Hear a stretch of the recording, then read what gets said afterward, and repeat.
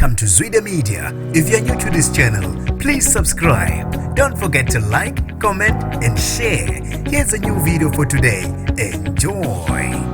Kusasenzima ukwamukela kubantu abalimale ngesikhulu ihluku kwenzeka isiphihle sengozi equantum eyenzeke eAvoca ku North Coast Road eThekwini. Ngimbingelele ngiphinde nginamukele kuphina kuphi lanibona khona le video. Mangiqala isijonele lekhasi wamwelekile igama lami ngusibonga konke wakantwanda umothanda ungangibiza intatheli ka YouTube. Ngizocela usilandele ku Instagram @zwide_media. Bathi kusasenzima ukwamukela abantu abalimale ngesikhulu ihluku kwenzeka isiphihli isengozi yequantum. Le quantum ukube ukuthi phazamisekile yabe isiphaphalaza yaphuma emgwaqeni ibe isiginqika kwalimala inqwaba yabantu abebe kuyona le quantum. Yize noma singadalulwanga isibalo sabantu abalimele kodwa kubekwa ukuthi baningi futhi balimale ngesikhulu ihluku. Abezosizo oluphuthumayo baphuthume ngokukhulu ukusheshsha bafinyelela endaweni yesigameko. Bafica abantu abaningi bevalelekile futhi belimale kabuhlungu. Babe sebasiza